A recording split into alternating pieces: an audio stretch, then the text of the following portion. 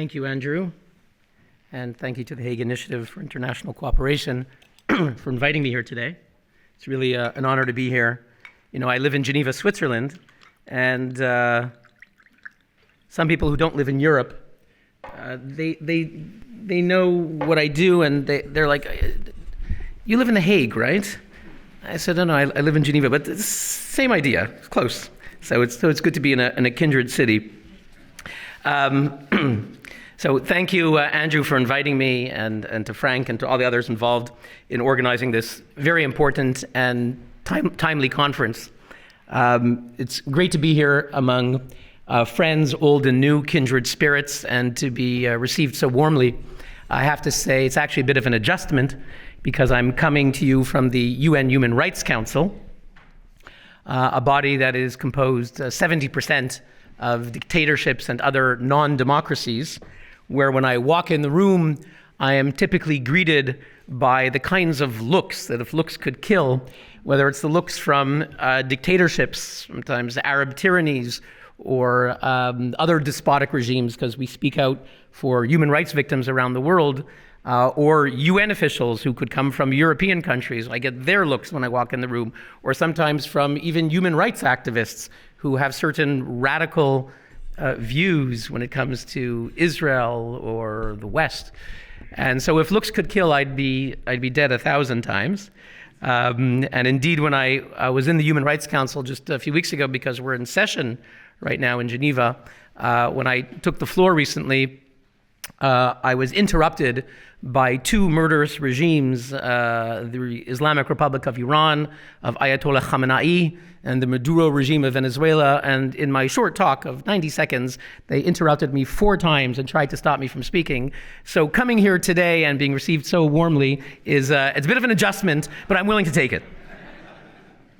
So it really is timely to be speaking on these subjects, as not only is this year the 75th anniversary of the founding of the State of Israel, it is also the 75th anniversary of the Universal Declaration of Human Rights, a very important document adopted on December 10th, 1948 at the Palais de Chaillot in Paris, and a special session of the General Assembly that has been a document that has been an important beacon for human rights activists around the world. So it is timely that we look at the human rights system of the United Nations, and more largely, what I'd like to speak about today is how is Israel treated at the Assembly of Nations? Why does Israel get this rather distinctive treatment that many people here in this room know about? Why is this happening? And finally, is there a way to fight back? Is there something we can do about it? And as Andrew said, I'd like to share with you my eyewitness account. I've been there nearly 2 decades in this very peculiar, you might say, Orwellian body, and share with you some of my experiences from the front lines. Let me begin with a disclaimer. I didn't come here today to this important conference to say that Israel should never be scrutinized, criticized, or condemned, or held to account. On the contrary, I believe Israel is the robust, liberal democracy that it is, that I'm proud of, precisely because it does have institutions of self-criticism, whether it's the right to protest, and certainly we've seen hundreds of thousands of people protesting freely in Israel in the past few months, whether it's the freedom of the press and all of that. So Israel should be held to account. And if there are things that happen that are wrong, for example, in recent months, we saw when terrorists killed 2 brothers recently, Hillel Yaniv and his 19-year-old brother Yagel Yaniv, outside of Shechem, when they were murdered by Palestinian terrorists. Afterwards, a group of extremists went on a rampage in the town of Huwara and burned cars and destroyed property. That was wrong, and that should be criticized. And when an Israeli minister afterwards said that that town should be wiped off the map, something he apologized for, but when he said it as a cabinet minister, that was wrong and that should be criticized. And Israel's leaders did criticize it. And so it's perfectly fine for international institutions, including the United Nations, to hold Israel to account. All that we ask for is that Israel be treated equally, that it be held to account equally before the law as all other nations, as the United Nations Charter Preamble from 1945 provides. all countries are guaranteed equal treatment, all nations, large and small. And that is all we ask for. But as you will see with some detail, that is not what is happening at the United Nations today. Second disclaimer, there are some people, I don't really think here in Europe, but some in Israel and some in America, when I speak about the United Nations, their immediate reaction is, who cares? It is attributed to Ben Gurion, Israel's founding father, that speaking of the UN, he said in Hebrew, Shmum, the acronym for the United Nations in Hebrew, Umot Muchadot is He said Shmum, in English it would be the UN Shmuen. Who cares about the UN? And there are some people today in Israel and America who know some of the facts about who sits on some of these high human rights bodies and how distorted things get. And they say, who cares about the UN? The UN is silly. Why should we waste time worrying about the UN? But I think those of us, certainly in Europe, and I grew up in Canada, and I can tell you I don't know if it's still today, but when I grew up, the $10 bill, if you turned it around, was a peacekeeper, a UN peacekeeper looking through her binoculars. I don't know what she was looking at, but there was a UN peacekeeper. And the UN is very much part of Canadian identity, supporting the UN. And certainly it is true here in Europe as well. The United Nations is regarded by many countries around the world as the repository, right or wrong, as the repository of international legitimacy and authority. And indeed, according to the Pew Global Opinion Survey, the most authoritative survey of public opinion, the degree of support for the United Nations, the degree to which societies regard the United Nations as authoritative and credible, and major democracies, I'm talking about the UK, Germany, even the United States, ranges from 50, 60 to 70%. United Nations decisions are translated in every major language. They are circulated around the globe. They influence international lawyers, they influence diplomats, they influence journalists. If you go on university, students who are fighting to boycott Israel, they will cite UN resolutions. Like it or not, UN resolutions influence the hearts and minds, UN decisions influence the hearts and minds of hundreds of millions of people around the world. Words matter, and like it or not, what is said and done at the United Nations matters. So we need to understand what's happening there, and if things are distorted, we need to fight back. So, for a few words of history.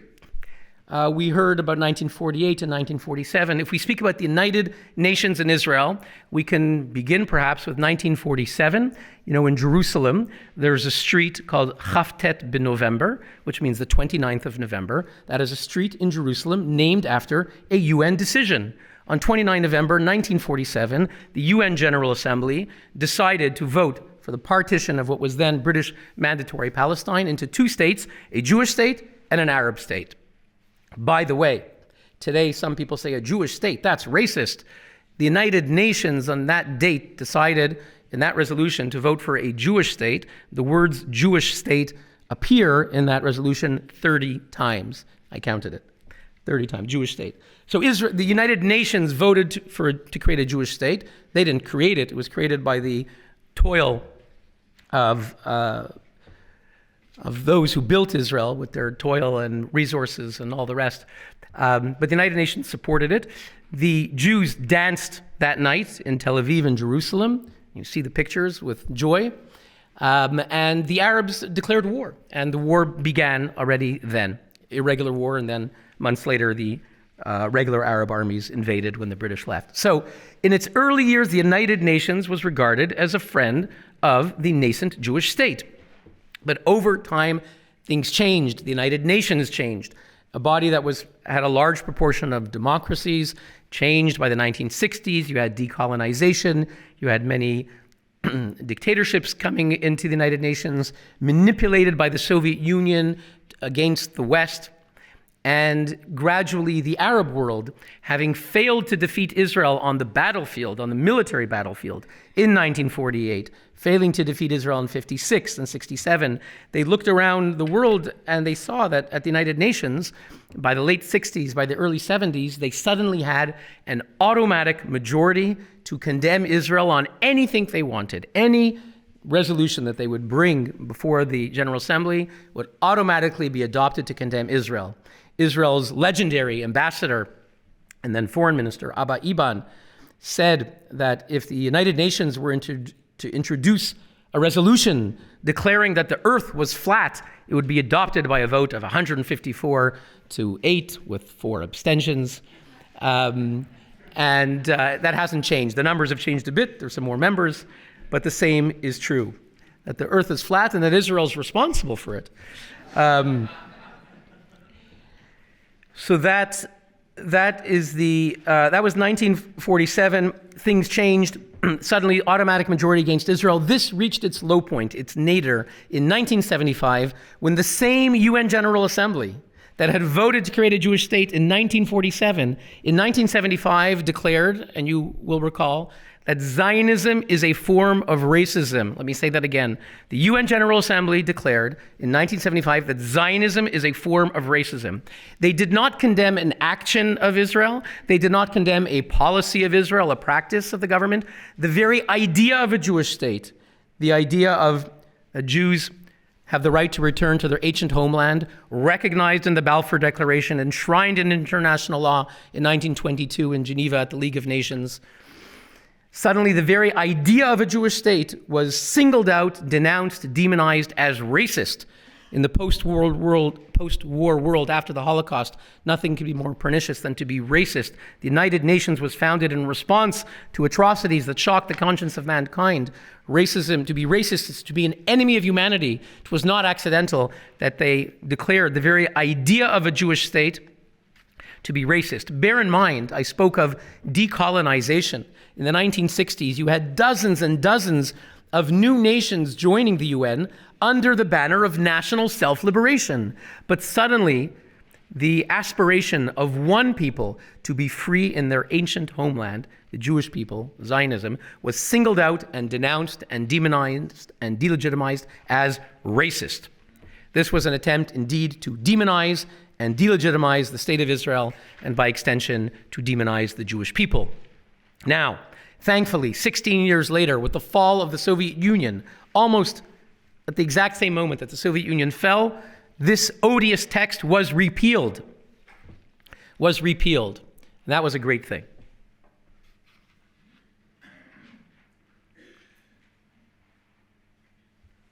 However, sadly, the spirit of Zionism is racism. If you walk in the halls of the United Nations, if you listen to its debates, whether it's in New York at the General Assembly or now in Geneva at the Human Rights Council, where I'll be heading back tomorrow to take the floor, if you listen to the debates, if you read the reports, you will see, sadly, that the spirit of Zionism is racism is very much alive and permeates and pervades the United Nations at many, not all, but at many of its institutions. If we look at we could look at really many UN institutions on how that works. Let me just mention one to begin with. We spoke about the General Assembly. It recently concluded a few months ago its annual enactment of resolutions. And you will see that at the end of 2022, the UN General Assembly adopted one resolution on Syria, one resolution on Iran, one resolution on North Korea, and 15 on Israel. 15 on Israel. More resolutions on Israel than Iran, Syria, North Korea. More resolutions than on the rest of the world combined. And I acknowledge my colleague Dina Rovner is here, our legal advisor, who has created an incredible database. You can go on the UN Watch database on the internet, and you can find the precise number of resolutions against Israel and every other country with details on how to compare them, how to analyze them. But at the UN General Assembly, more resolutions on Israel than the rest of the world combined. If that's not demonization, I don't know what is. Bear in mind, there were at the General Assembly last year 0 resolutions adopted for 1.5 billion Chinese people. 1/5 of humanity denied any form of basic human rights, denied freedom of religion. Christians are persecuted in China. Denied freedom of assembly, freedom of speech, freedom of the press. There was not a single resolution to condemn a regime that herds 1 million Uyghurs into camps, disappeared courageous men and women who tried to sound the alarm on the coronavirus and is extinguishing freedom in Hong Kong. Now, every year we have an annual event, and you're all invited, a magnificent event called the Geneva Summit for Human Rights. We do with 25 other excellent human rights groups fighting against dictatorships. And it's an event that focuses on dictatorships. We bring their victims, heroic dissidents from around the world. And every year we bring Yang Jianli, who sat in solitary confinement because he survived Tiananmen Square and he dared to defy the Chinese dictatorship. And we bring wives and daughters of political prisoners like Wang Binzhang, the father of Chinese democracy, and Ding Jiaxi. We bring them to testify at the United Nations. And on May 17th at the Geneva Summit, you can go to genevasummit.org and sign up and come. We're going to be bringing Dalkun Issa, one of the leading activists for the persecuted Uyghurs, to our Geneva Summit. But the United Nations General Assembly is silent for these 1.5 billion people, 1/5 of humanity. And there were 0 resolutions on Somalia, where 95% of girls aged 4 to 11 face female genital mutilation. 0 resolutions for them. We brought to our Human Rights Summit Nimco Ali, a Somali-born activist who heads a survivor-led organization fighting against female genital mutilation. We brought her to the UN, but the UN General Assembly was silent for the girls of Somalia. 0 resolutions on Pakistan, a country that persecutes Hindus, Christians, Sikhs, Shias, Ahmadis, and hosts terrorist groups, supports the Taliban. We gave our Women's Rights Award in 2021 to Gulalai Ismail, prominent Pakistani women's rights activist, former political prisoner. She was forced to escape the country because of the human rights work she's doing. The world knows what's happening in Pakistan, but 0 resolutions at the UN General Assembly. They're silent for the victims of Pakistan. And finally, to give one other example, 0 resolutions on the communist police state in the island of Cuba, where just 2 years ago, after the July 2021 freedom protests, where as many as 1,000 innocent people, including many teenagers, were thrown into prison. Many are still in prison, facing fake trials and years behind bars for daring to speak out for their freedom, democracy, and human dignity. We brought Cuban dissident leader Rosa Maria Paya, my friend, whose father, Oswaldo Paya, was the Václav Havel of Cuba and died and believed assassinated by the Cuban regime. We bring them to the UN, but they are doing nothing for the victims of Cuba. The Havana regime gets a free pass every year. In fact, the contrary, they adopt an annual resolution condemning America for its embargo on Cuba, and they say nothing about the Cuban regime itself. So my friends, the UN General Assembly, sadly, is doing nothing on all of these serial human rights abusers, but it's far worse. The same United Nations General Assembly elected every one of the abuser states that I mentioned to its highest human rights body, the highest intergovernmental human rights body of the international system of the United Nations, the Human Rights Council. All of them are members. China, Cuba, Pakistan, Somalia, all sitting on the Human Rights Council. And that brings me to this institution. I mentioned 75 years ago, the Universal Declaration of Human Rights, but let's go back just 2 years earlier. A bit of history. 1946, the United Nations created the Commission on Human Rights. In its founding chair was none other than Eleanor Roosevelt, the great humanitarian of the age. She was known for speaking out for the widow, the orphan, for black people, people who were minorities persecuted in the United States at the time. She spoke out for them. And she was fittingly the founding chair of the Commission of Human Rights at the United Nations. Her deputy chair, or vice chair, was René Cassin, the great French legal philosopher who went in exile with de Gaulle to London, won the Nobel Peace Prize in 1968. And in their early years, these eminent idealists did great things. Within 2 years, they crafted the Universal Declaration of Human Rights, a very important document to this day that many of the human rights champions that I deal with, people sitting behind bars today in Moscow, like my friend Vladimir Kara-Murza, thrown into prison after they poisoned him twice and went into a coma. And he's sitting in prison in Russia because he dared to protest the war in Ukraine. These people look to the Universal Declaration of Human Rights.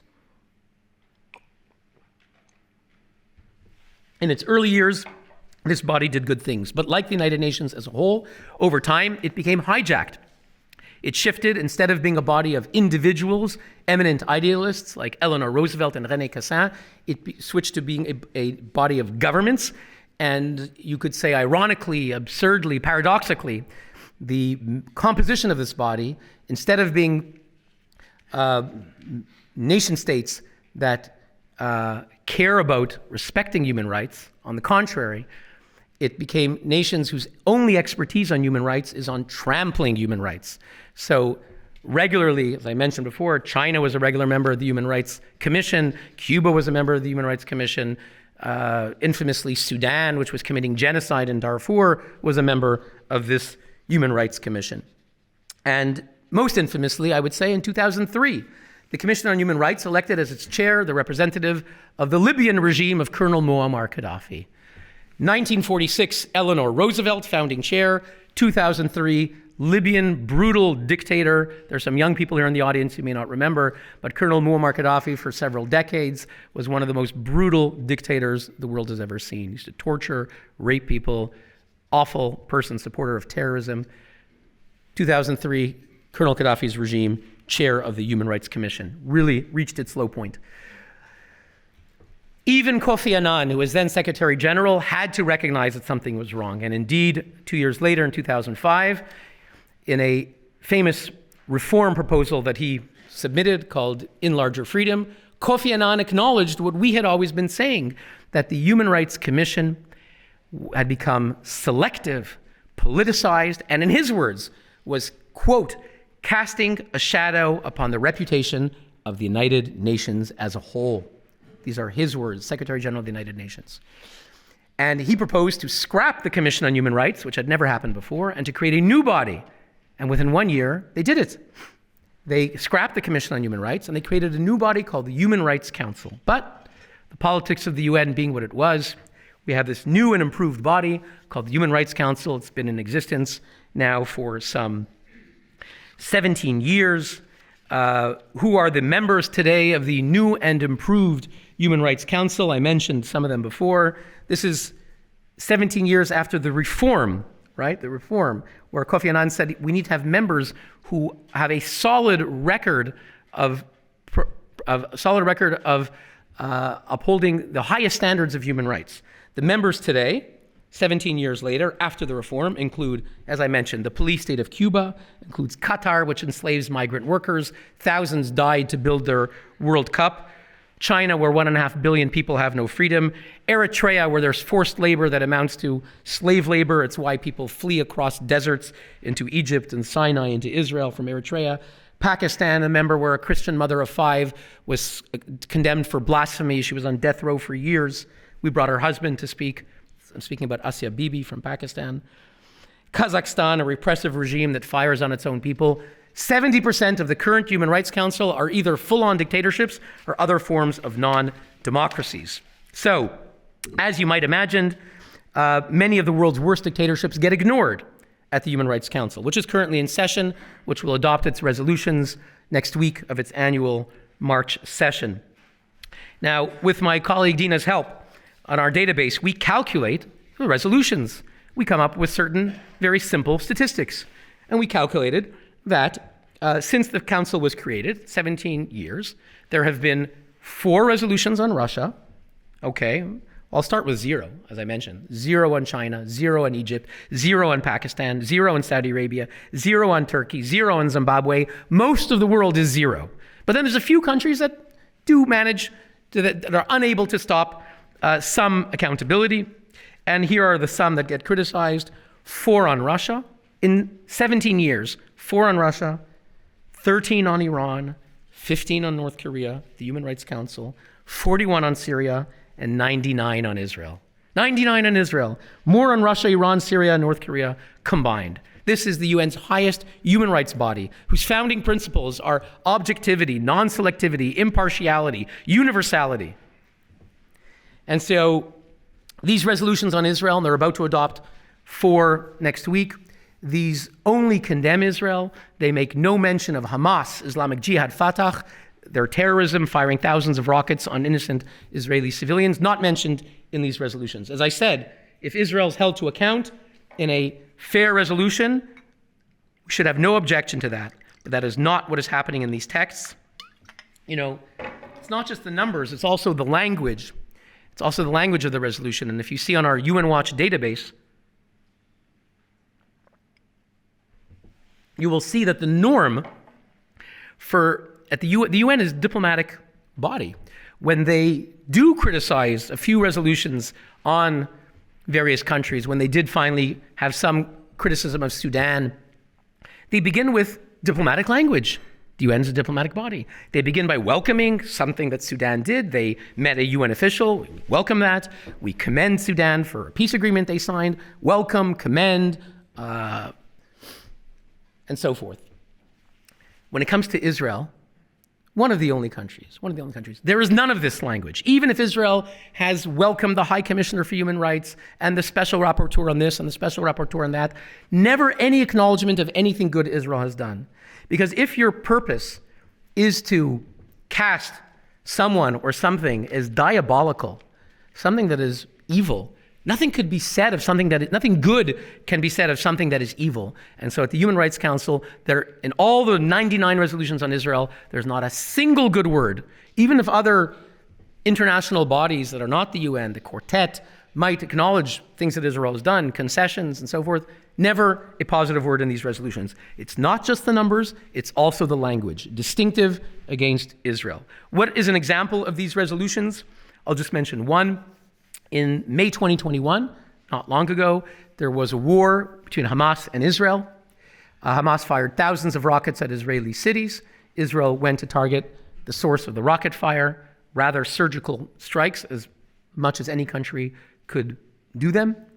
And immediately the United Nations Human Rights Council, as they always do, called an emergency session in Geneva, across the street from my office, to condemn Israel. They created a commission of inquiry, which supposedly was going to look at both sides, but very clear from the start that it was to target Israel. This commission of inquiry is distinctive. The others last for about a year. The commissioners are asked to produce a report. You all remember the Goldstone report of 2009. They produce a report, and it's done. Some follow-up, but it's done. This commission of inquiry is unique. First of all, its mandate is not only that war of May 2021, but it goes back to the beginning of time. They're supposed to look at root causes of the conflict. So their mandate is to cover anything in all of history. That's number one. Number two, unlike the other commissions that last for about a year, this one goes on forever, in perpetuity.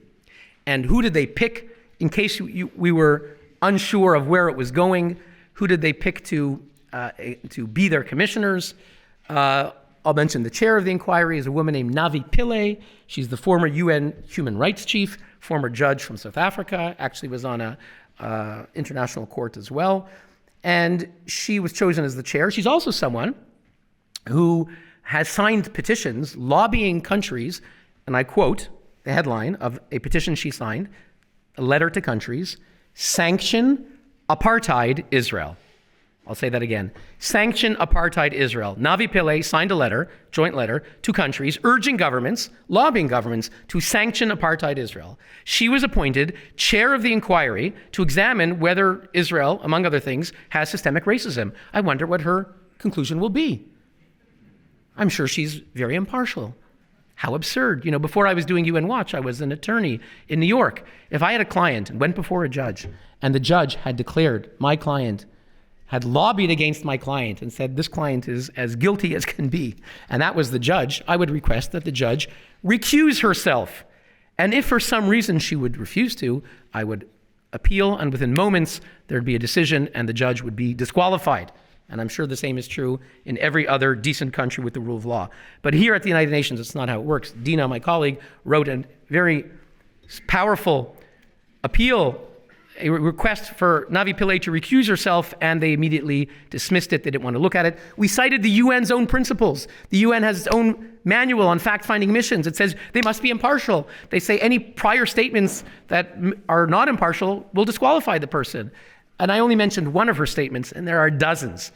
There are dozens. For example, after the war that I mentioned, May 2021, she wrote a letter to President Biden, signed with others, saying, President Biden, Israel's guilty of committing crimes against Palestinians. Israel is the guilty party in that war. You should punish Israel. So she's investigating a war where she already signed a letter to Biden saying Israel is guilty. I mean, it's really absurd.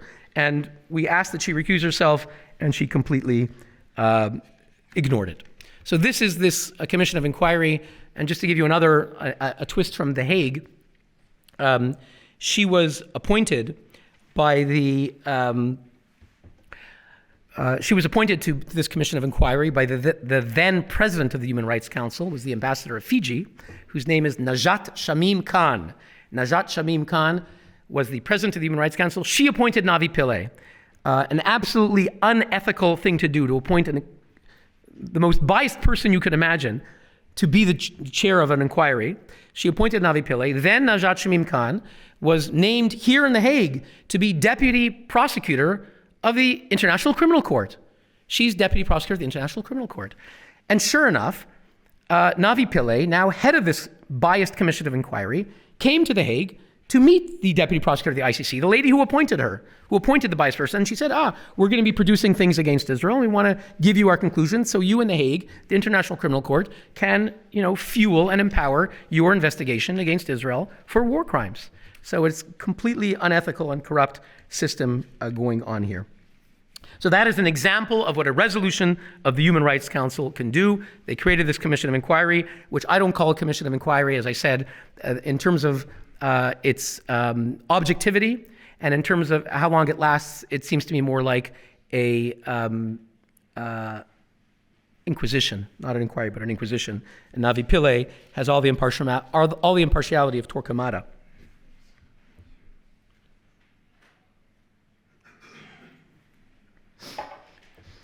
Okay, briefly, the Human Rights Council, two other examples of how it treats Israel differently than every other country in the world.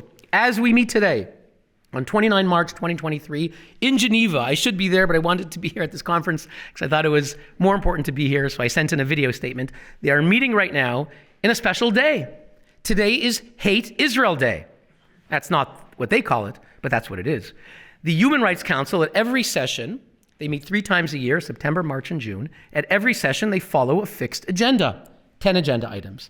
Item 2, report of the High Commissioner. Item 3, civil and political rights.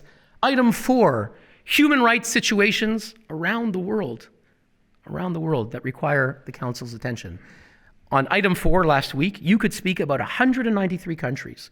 If you want to speak about North Korea, Iran, China, Somalia, you could do it last week under agenda item 4. Today is agenda item 7. Human rights violations in the occupied Arab territories, including Palestine. In other words, Israel. So 1 resolution on the whole world last week, and today, agenda item 7, 1 resolution on Israel alone.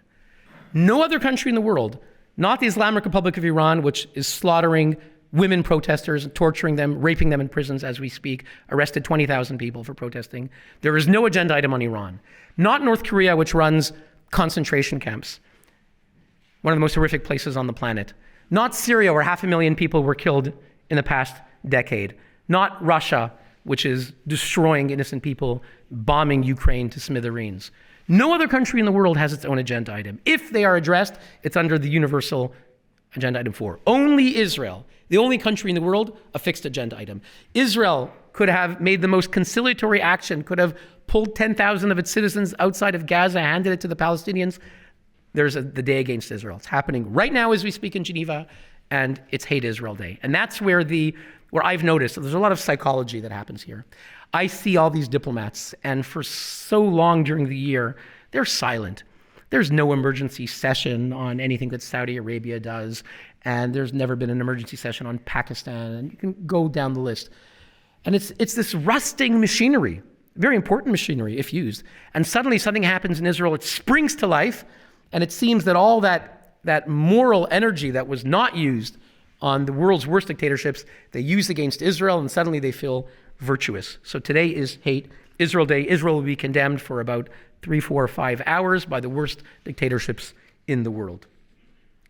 And in a case what psychologists call projection, that which you're thinking about, you attribute to others. That's what Israel today will be accused of: apartheid, genocide, crimes against humanity. Special agenda item. Final example, and I'm going to hurry up, is experts. The UN Human Rights Council has experts. They have about 55 independent experts they appoint. Many of them do good work. Many of them do good work who can shine a light on abuses happening, for example, in China, which has no democratic institutions, and an expert on torture did a report on torture in China, made a very important impact on that issue. Sadly, however, when it comes to Israel, many of these experts follow the same political biased line that I just described. I'll give you two examples. One is the expert on Palestine. There's about a dozen or more, maybe now about 14 or 15, special rapporteurs who are experts to monitor a given country or region. And there's one on the Palestinian territories. And I'm not sure if that qualifies as one of the worst 14 spots in the world, but okay, if there's someone, the special rapporteur for human rights in the Palestinian territories, if he or she is going to speak out for the human rights of people in a given region, fine. But actually, if you open up the mandate from February 1993, unchanged since then, so unchanged in 30 years, it doesn't say to look at human rights in the Palestinian territories. The mandate is for the special rapporteur to investigate Israel's violations of the bases and principles of international law in the territories. Only Israel is examined. So if there's a terrorist act, the special rapporteur says, I can't. If Israelis are attacked in a pizza shop in Jerusalem or in a disco in Tel Aviv, the rapporteur says, nothing I can do. My mandate is to investigate only Israel's actions. So when Israel goes to look for the perpetrators, suddenly the rapporteur condemns Israel for human rights abuses. So this is the mandate. It's been for 30 years. You can imagine the kinds of people they pick for this mandate. I'll just give you one example. For 6 years, the special rapporteur was Richard Falk, an international law professor. He's written maybe 100 books, prolific author, was a teacher at Princeton University, eminent institution in America. He's now in his 90s, still active. And he was chosen to be the rapporteur on Palestine. I went to the chair at the time of the Human Rights Council. And I said, someone I was in contact with, I said, Mr. Chairman, you're about to appoint Richard Falk, so I'm told, to this position. Your own rules require you choose someone impartial and objective, but Richard Falk is the least objective person in the world. He just wrote an article, and I handed it to the chair, and the title was Slouching Toward a Palestinian Holocaust, the title of the article, in which Richard Falk accused Israel of planning a genocide against the Palestinians. This is in 2006 or 2007. I think it's 2007. And I said, this is the person you're about to appoint. And he said, Hillel, I've seen the article. I'm not arguing with you. But I was told by the Arab states, by the Islamic states, by the Palestinians, this is the one we want. This is our candidate. And he said, Hillel, my hands are tied. My hands are tied. These are the politics of the Human Rights Council. And they appointed Richard Falk. And Richard Falk is so anti-Israel that he's, by the way, the chairman said to me, he said, but also Hillel, he said, they told me, Richard Falk, he's American. What's the company? He's American and he's Jewish. Yes, Richard Falk was born Jewish. It happens that he talks about the fact that his family was so removed from Judaism that that even the cultural side of Judaism they barely had, and he has nothing to do with Judaism 364 days a year. But when he wrote the article accusing Israel of genocide, he said, as a Jew, I'm ashamed. And the British people here will all be familiar with that book, The Finkler Question, about the ashamed Jews society. So Richard Falk would be there's a few of these honorary presidents. Ken Roth, the former head of Human Rights Watch, would be one of the presidents for life of that society, and Richard Falk would be another. Suddenly, as a Jew, I am ashamed. So that's Richard Falk. He was appointed special rapporteur, so anti-Israel that he actually was even a supporter of Hamas, where he praised numerous times, he actually praised Hamas. Actually, the Palestinians, the PLO that put him there, actually began to regret later because they hate Hamas, and he actually was pro-Hamas. But that's Richard Falk, for 6 years, the rapporteur in Palestine. Another example of an expert is Jean Ziegler, the expert on hunger. There are hundreds of millions of hungry people. The Human Rights Council has a mandate it's called the Special Rapporteur on the Right to Food, supposed to speak for hungry people. Very important mandate. But Jean Ziegler is someone who had no intention to speak for hungry people around the world. When I first arrived in Geneva 19 years ago, really this week 19 years ago, I heard Jean Ziegler, the UN Special Rapporteur on the Right to Food, speak. And it turned out, in his annual report, the only country in the world, the expert on hunger, for the world went to was the Palestinian territories. And he came back in a 25-page report, and he said, Israel is starving Palestinians. Now, are there problems in the territories? Absolutely. Starving Palestinians? There are places in the world where there are walking skeletons. We've seen the pictures in countries like Africa and so forth. There's problems in the territories. There are no walking skeletons. If there were, it'd be in your headlines 24 hours a day. The only country in the world he went to was the Palestinian territories, condemned Israel, applauded for starving Palestinians. And 2 years later, in 2006, there was the Lebanon War, second Lebanon War. Jean Ziegler called a press conference, he's the expert on hunger, to condemn Israel, said we need to prosecute Israeli officers and bring them to The Hague before the ICC for war crimes because they're violating the right to food of the Lebanese people. People thought he was the expert on Palestine, but that's Richard Falk, and he's the expert on hunger. So these, in a nutshell, this is what Israel's up against. The Human Rights Council, the highest intergovernmental human rights body of the United Nations, whether it's the resolutions, the agenda, experts, an organized campaign led by the Arab and Islamic states, but supported by a broad group of countries to demonize and delegitimize Israel. Briefly, why is it happening? And is there anything we can do to fight back? Why is it happening? I'm speaking before an educated audience, so I will just say in brief bullet point style, why is it happening? These resolutions, the agenda item, are initiated by the Arab and Islamic states together with the Palestinians. Why are they supported by so many countries? There are reasons of realpolitik. You may not like them, but you can understand them. Number one, oil. Large parts still today of the world's oil resources are in the Arab and Islamic world. And for Qatar, you vote for their resolutions against Israel, you get oil. You don't vote for them, you don't get oil. And if you're a country like China, you have to fuel the industry of 1.5 billion people, you want the oil. So, realpolitik. Money, again, give an example of Qatar, sovereign wealth funds, billions of dollars that they need to invest. They will invest in your country or not invest in your country, trade or not trade, depending on how you vote on those resolutions. And if you join me in Geneva and you see 56 black Mercedes of the 56 Islamic states pull up, you will see the power of that group of nations. Which brings me to another factor, which is vote trading. Everything at the United Nations works by vote trading. You vote for me, I vote for you. We exposed a letter someone had leaked to the internet between Saudi Arabia and Russia. They are rivals, right? Saudi Arabia is part of the Western Alliance. Russia is with Iran. They're rival factions. But there was a letter that they signed to each other. The Russian ambassador writing to Saudi Arabia, Dear Saudi Arabia, as agreed, we commit to vote for you on the Human Rights Council, and Saudi Arabia, you will vote for us on the Human Rights Council. Vote trading. You vote for me, I vote for you. So if you're a country that has no dog in this fight, you have no preconceived prejudices, no views, but every country needs something, and every ambassador wants something for his or her career. You can go up against the Islamic group of 56 votes or the Jewish group of countries, which is 1 vote. 56-1, it's a no-brainer. Okay? And finally, fear of terrorism. If you're one of the handful, maybe 10 countries that vote no on these resolutions in New York, the United States, Canada, sometimes Australia, sometimes a few other countries, you may fear, if you dare to stand out in Africa and Asia, even in Europe, maybe you'll be the target of terrorism. Maybe ISIS, maybe Hamas, Hezbollah, Islamic Jihad, who knows? So countries, there's a fear of terrorism as well. All of these reasons, you may not like it, but you can understand it. It's realpolitik.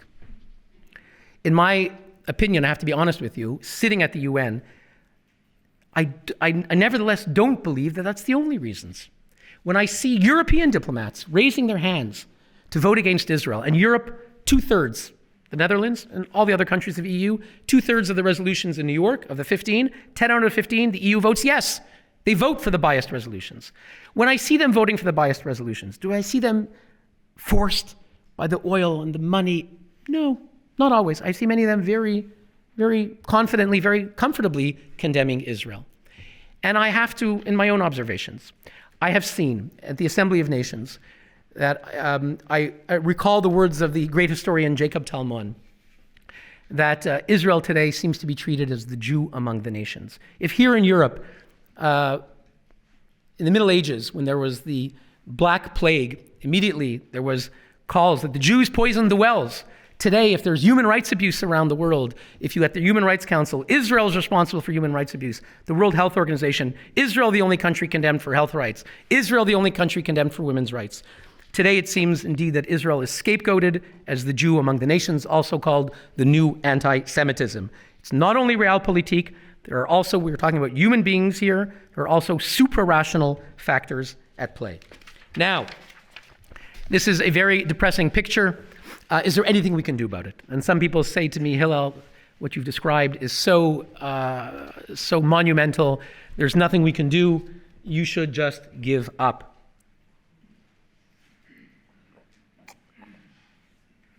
We believe that there is something you can do. And that's why I'm here today. That's why you're here today. We believe you can fight back. Let me just give you 3 brief examples, and with that I conclude. We believe that you can do diplomacy. There are decent countries who can do the right thing, but they need information.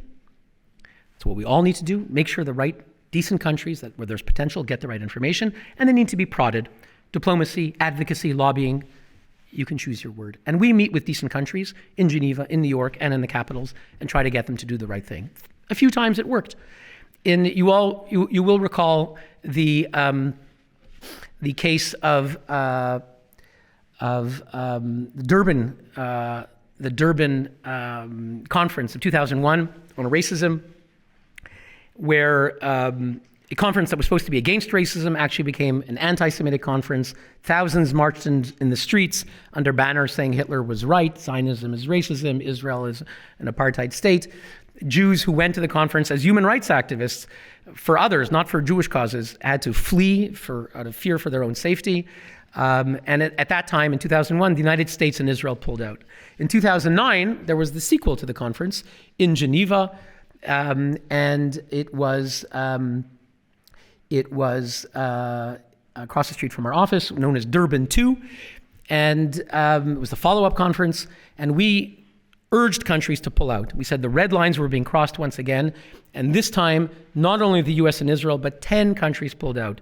Germany pulled out, the Netherlands pulled out, Canada was the first under Stephen Harper, way before everyone else, was the first to pull out. Italy pulled out. He just passed away. Franco Frattini was the foreign minister under Berlusconi, the first European country to pull out. Australia, 10 countries that had never pulled out ever. If you ask an EU diplomat, what do you do for a living? I go to UN conferences. But 10 countries pulled out. Actually, Navi Pillay, the woman who heads the Commission of Inquiry against Israel, was then the High Commissioner for Human Rights. She said, every country pulling out is like a knife in my back. Well, I'm sorry, Madam Pillay, if you're demonizing Israel, delegitimizing Israel, there's nothing wrong if your own false conference, where Ahmadinejad of Iran was the opening speaker, where Gaddafi's Libya was the vice chair, there's nothing wrong if that conference itself was delegitimized. So that was one example where diplomacy had an important accomplishment. Another example, the UK has recently, the past several years, been changing its votes to vote against the biased resolutions. When they did so, they cited our information, our statistics, our resolutions. So the UK, to their credit, under Theresa May, Boris Johnson, began to change their votes. They said every vote under item 7, we will vote no, and they've done so. Finally, I'll give another example. The COI, this Commission of Inquiry, this past summer, one of the members of the Commission of Inquiry said the quiet part out loud. He gave an interview to an anti-Israel website. The commissioner's name is Milun Kotari, and he gave an interview to Mondoweiss, a notoriously anti-Israel website. Very long interview. He said how wonderful the Commission of Inquiry is. We're going to be going after Israel all around the world, going to parliaments and going to The Hague and the ICC, and we're just going to be having great fun with this anti-Israel perpetual Commission of Inquiry. And he said, but there's this Jewish lobby. There's this Jewish lobby, and they're coming after us, and they control social media on certain things. And he said the quiet part out loud. If you just say Israel's evil, Zionists are evil, then you're okay. But he said the quiet part out loud. And thankfully, many countries condemned him for anti-Semitism. Countries that had never condemned a UN expert condemned him for anti-Semitism, including the Netherlands, Belgium, Switzerland, countries that never condemn UN experts. At least 18 countries, even the Human Rights Council chair, condemned him for anti-Semitism. They were put on the defensive. Navi Pillay tried to defend him. She said, I defend my fellow colleague. Everything he said was good, but in the end, he was forced to apologize. They were put on the defensive. We need to keep that up.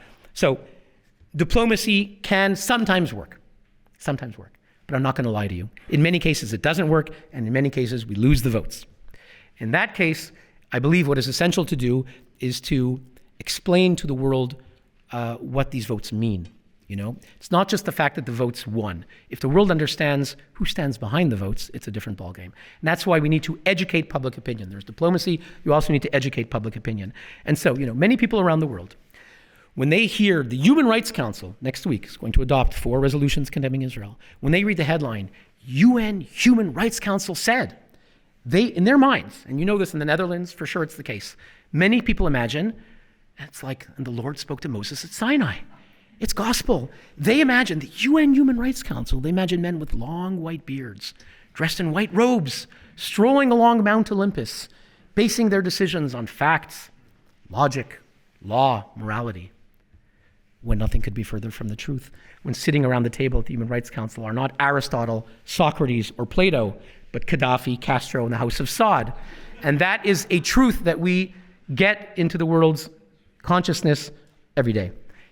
Our organization, UN Watch, is quoted about 600 times a year in major media getting this message. And I'll give you an example by analogy. The Women's Rights Commission, the Commission on the Status of Women, a few years ago, elected Saudi Arabia, which is now improving somewhat, but at the time was not, they elected Saudi Arabia to the Women's Rights Commission, the highest women's rights body of the United Nations. Saudi Arabia, a place where a woman needs a male guardian to go to a hospital, to leave the country, couldn't drive a car until very recently.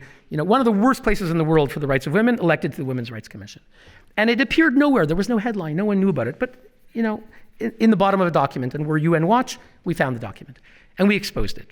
And there were headlines all around the world, right? Because it's a surreal kind of thing. And it was headlines in Italian media all around the world. I was quoted actually in Teen Vogue magazine. The first time I was quoted in Teen Vogue magazine, I'm quite sure the last time, saying that electing Saudi Arabia to the Women's Rights Commission is like making a pyromaniac into the town fire chief, which it is. And it created, and we asked, because we revealed that the body that elected them, a 54-nation body called the Economic Social Council in New York, had a number of European countries, EU democracies. It was a secret ballot. So we don't know who voted, but by doing the math, we determined that several European democracies voted Saudi Arabia onto the Women's Rights Commission. And we asked, was it Belgium? Was it Ireland? Was it Norway? Was it Sweden? How did you vote? Secret ballot. And suddenly scandals were created in those countries. In Norway, in Sweden, in Ireland. In Ireland, the members of parliament, they banged on the table in their parliament, and they said, we want to know, how did Ireland vote? How did Ireland vote? Did they elect Saudi Arabia to the Women's Rights Commission? And the foreign minister said, oh, no, we mustn't reveal it. It's a secret ballot, It's a secret ballot. We're a wee little country. It could harm our international relations. We mustn't reveal it. But there were scandals, and in Belgium, major scandal in the media for a whole week. And the foreign minister said, we can't reveal, it's a secret ballot. Impossible to reveal how we voted. Mind you, if we did vote for them, you always need a large tent, so sometimes you have to bring in countries that aren't so great because you need a large tent, but we can't reveal how we voted. The pressure mounted. Charles Michel, who's now president of the European Commission or Council, he was then Prime Minister of Belgium, and he came to the parliament, and before the parliament he said, je regrette. He admitted, we, Belgium, voted Saudi Arabia onto the Women's Rights Commission. Belgium, it's always condemning Israel all the time for violations of international law, voted Saudi Arabia onto the Women's Rights Commission. It's worse than that. It was revealed that the telegram that went from Brussels to New York to their delegate in New York said, vote for Saudi Arabia and make sure you tell the Saudis that we voted for them. So Belgium's always telling us about international law, but they're voting Saudi Arabia onto the Women's Rights Commission to make sure that Saudi Arabia knows it, because Belgium wants to be elected to the Security Council and they want other favors from Saudi Arabia. Make sure you tell the Saudis that we voted for them. So it was exposed. So we can expose these distortions and remind the world who sits on these bodies. And I'll give you some other examples how we educate public opinion.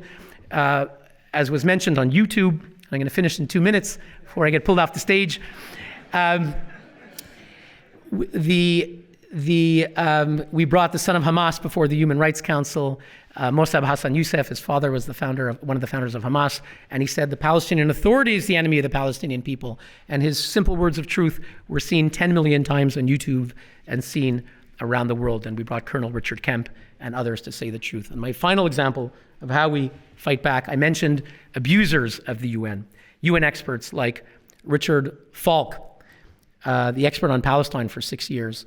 He happens to be also one of the leading supporters in the world of the 9/11 conspiracy theory. For those who don't remember, there are many people around the world who believe that the attacks on 9/11 against the World Trade Center and the Pentagon were not done by 19 hijackers from Al-Qaeda, but by George W. Bush and Donald Rumsfeld. The United States attacked its own people to justify wars in Iraq and Afghanistan. Many people around the world believe it. Richard Falk wrote the introduction to the book, the New Pearl Harbor, the Bible for 9/11 conspiracy theorists. He wrote the introduction to it and endorsed the book. And he wrote blogs about this. And we wrote a letter to the UN Secretary General, and we said, "Dear Mr. Ban Ki-moon at the time, you must condemn this." And I was traveling on a visit like this, and we got a letter from Ban Ki-moon. I told my colleague to open it, and it said, "Dear Mr. Neuer, although Geneva is not my responsibility, what happens at the Human Rights Council, nevertheless, what Richard Falk said is reprehensible, and I condemn his remarks. He insulted the memory of 3,000 innocent people who were killed on that day." To my knowledge, never before has the UN Secretary General condemned one of his own human rights experts. We put his letter, sent it to our mailing list of 5,000 people, journalists, and it went, suddenly headlines appearing in Agence France Presse, Reuters, saying UN chief condemns own expert for 9/11 remarks. He was exposed. His false legitimacy as his false halo was exposed. And to this day, Richard Falk's already been retired from the UN. Every few months, he says, UN Watch ruined my life. You know, I was supposed to get an academic appointment. I didn't get it. I had protests against me, and the UN chief didn't even believe me. It's not what happened. To this day, he keeps ruining the day that he was exposed. That's Richard Falk. And finally, I mentioned Jean Ziegler, the expert on the right to food, who condemns Israel alone, wants to bring Israeli officers before the ICC here in The Hague. We revealed the fact, when I looked him up who he was, because I couldn't believe it, it turns out that Jean Ziegler created, in 1989, the Muammar Gaddafi Prize for Human Rights. I'm going to say that again. The Muammar Gaddafi Human Rights Prize, couldn't make that up if I wanted to. Jean Ziegler announced it to the world in 1989, went before all the media, he's quoted in Time magazine, said, "You have the Nobel Prize, that's for the West, but the South, they have the Gaddafi Prize," and he's not perfect, but we now have the Gaddafi Prize. Who received the Gaddafi Prize since 1989? Louis Farrakhan, head of the Nation of Islam, the most anti-Semitic group in the United States, received the Gaddafi Prize. Hugo Chavez, the strongman of Venezuela, Fidel Castro, the dictator, all received the Gaddafi Prize. In 2002, the Gaddafi Prize went to Roger Garoudi, convicted French Holocaust denier, and to Jean Ziegler himself. He also won the Gaddafi Prize. Couldn't make this up. We exposed it. It was all written, but no one in Geneva wanted to talk about it. We put it in a report called Jean Ziegler and the Gaddafi Prize. It was in the front page of the Neue Zürcher Zeitung am Sonntag, a very solemn newspaper in Switzerland. And he was exposed. And when Jean Ziegler in 2006 called a press conference about the Second Lebanon War, all the journalists were there because he's the UN. And the Lord said to Moses at Sinai, and they're just writing it down, just taking notes. And one journalist raises his hand and said, "Mr. Ziegler, you're talking about Israelis going before the ICC in The Hague, but what about you and the Gaddafi Prize?" And he said, no, it's a lie. It's a lie. There's this right-wing group, or not right-wing, or this right-wing group that's saying false things. So, Mr. Ziegler, it's your own country, the Neue Zürcher Zeitung. It's your own words in Time magazine. And you know, in 2011, Jean Ziegler was invited to give the keynote address at the Salzburg Music Festival, one of the leading cultural events here in Europe. He was invited because he writes books saying that all the world's ills are because of Israel, America, capitalism. So he's loved by many in the radical left here in Europe. And he was invited to give the keynote address. But suddenly there was a war with Libya in 2011. They wrote him a letter that said, "Dear Mr. Ziegler, we love you. We invited you to give the keynote, but we saw that you and Gaddafi and this prize, and sorry, you're disinvited." And he wrote back and he said, no, it's not true. It's false. But actually, we had uncovered video of him bowing his neck on 29 September 2022 as they put the Gaddafi Prize around his neck. And she said, "Sorry, Mr. Ziegler, we've seen the pictures. You're disinvited." He was exposed. Ladies and gentlemen, I have to conclude. I just want to say that, fighting for the equal treatment of Israel, fighting for the basic principles of human rights and international law, which are decent but are being distorted by dictators and anti-Semites, this is very much an uphill struggle. It is not going away, but I'm reminded, as Israel's prime minister was told when he went before the great Rabbi Schneerson many years ago, when he was ambassador to the United Nations, he was told by the rabbi that you are going into an assembly of darkness. and you have to light a candle of truth. And as we launch this conference with wonderful people from the Hague Initiative for International Cooperation and Dutch Christians for Israel, and all of you who've come here today to fight for basic truth, for Israel's legitimate rights, I know that with the launch of this conference, I'm filled with hope that together, in a world of international law and human rights that is being distorted, we can fight back, and together we can light a candle of truth. Thank you very much.